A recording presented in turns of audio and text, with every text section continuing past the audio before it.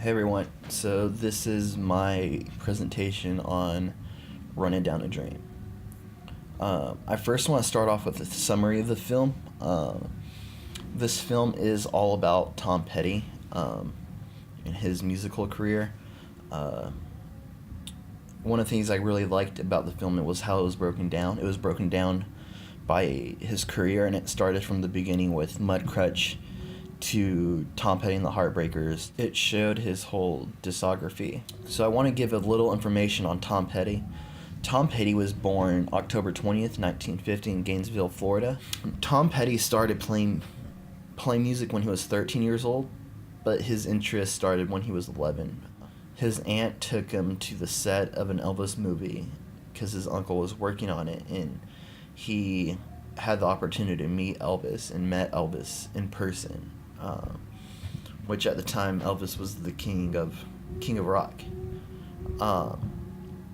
So this sparked the interest in music and kind of gave him the thought of, okay, this is possible, maybe I could do this. And then when he was 13 years old, he saw the Beatles play on the Ed Sullivan Show. And it was at that moment it clicked, and it was him wanting to play music as a career, doing it professionally. So because of this, he wanted a guitar. He wanted to start learning how to play and everything else.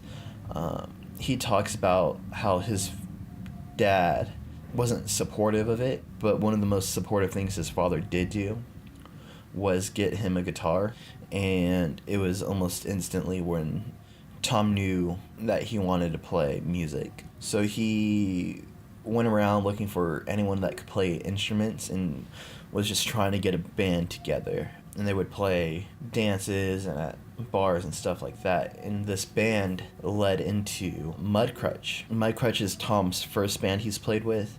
It consists of Tom Petty, Mike Campbell, Tom Lennon, Jim Lennon, Randall Marsh, and then they added in the future Benmont Tench. So Mudcrutch played at bars and restaurants, but they wanted more. They knew they wanted more.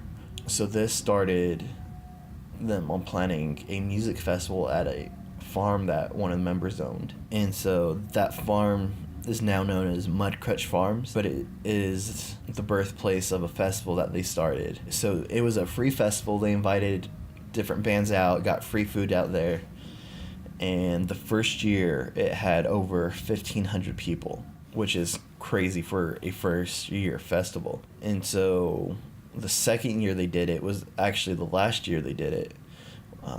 And this festival had 15 bands, and you had people coming from out of state to attend the festival. It got too big, they did shut it down, and so that was the end of that festival. And it was 6 months later that Jim left the band because he felt like he wasn't needed. He didn't think it was right that he was singing all of Tom's songs, even though Tom was okay with it. He felt that Tom should be singing his own songs, and so because of this, he left the band. It was shortly after this that the band thought about what they wanted, and they knew that they wanted a deal. This is something they always wanted, but they didn't pursue it. So they recorded a few demos out of a portable recording studio, which I can't wrap my mind around. But after they got those demos, they went to California in hunt of a record deal. Throughout this process, they were rejected on the spot. They were offered deals, but they weren't quite what they wanted. And so this is like a big problem that a lot of artists face, is that they want one thing but the label wants another. And so there's different ways to approach that. You could give into what the label wants, or you could hold your ground on saying, no, this is what I want, this is what I feel like I deserve. And so they hold off. They left them on the table. They didn't reject them right away, but the way they did it was just they didn't reject them, but they didn't agree to them. They didn't sign any deals on the spot.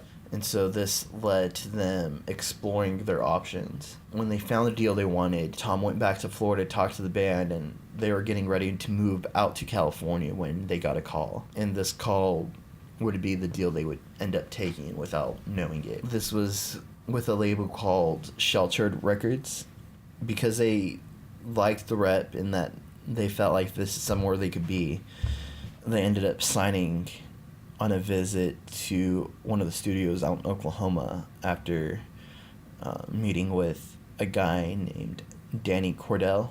And because they clicked so well together, Denny put $5,000 on the table asking them if this would be enough to get to California to sign the deal with Shelter. And they were more than ecstatic, saying yes. And so they took that $5,000 and drove to Hollywood, where they signed the deal. This deal led to them getting houses in California. The label rented them houses. But after the first record, the band flopped. It wasn't the full band. It was just that flopped. It was just because they wanted to keep Tom. But this was just, it was the end of Mudcrutch, which hurt the band a little bit because they wanted to play music together. And so this led to the Drunks. The Drunks were formed with Benmont and Mike. After they went back to Gainesville after getting let go from the label, they found a couple of Gainesville musicians. Stan Lynch, who was a drummer, and then the bassist Ron Blair. And they recorded demos for a little bit, just playing music and having fun. When Tom and Denny walked into a session, Tom knew that this was the band he wanted to play, so they went from being the Drunks to the Heartbreakers. This is the birth of Tom Petty and the Heartbreakers. After a run, they had a couple of albums out that were cool until things kind of took a turn. So this turn was a political turn as well as just a business turn. So Shelter Records ended up selling the label and selling Tom's contract to MCM. And Tom didn't like this. He felt like his contract was being breached, and he didn't want to release anything through MCM because they were taking publishing for his songs, because Tom's contract had publishing given to Shelter, and so he felt like he was being used and was not having it. So Tom took them to court. This legal battle was a battle, but at the same time Tom was recording his third studio album, except if the judge and MCM found out that they were recording, they would take those recordings because they belonged to Tom. Or belonged to MCM, not Tom. And so they actually had drills and just things like that of hiding this tapes with Tom not knowing where they were being hidden at. They were labeled something completely different. At the time, the band was going to follow Tom. They were 100% on Tom's side, but they were also excited for recording this record. They felt like it was going to change the way that rock and roll sounded. And so because of this, it was just a big back and forth battle. There was some worries that they weren't even going to be able to release this album because they didn't know what was going to happen. And so this is just kind of we're recording this, we love the music behind it, but what will happen? And as Tom's manager, he was mostly trying to fight the label. And so one of the things that Tom did was he filed Chapter 11 bankruptcy, which would void all his contracts, so he would get out of that recording contract. And it was this move that pushed MCM to the settlement table. And so with that deal, they ended up giving publishing back to Tom, but they wanted distribution. But they also gave Tom his own label, which would become known as Backstreet Records. And it was at this moment that Tom released his third studio album, which is known as Damn the Torpedoes, which was was a great album. It contained many of hits, such as like Refugee and Don't Do Me Like That. This was just a huge victory for Tom. And this is where I'm going to end it. Thanks.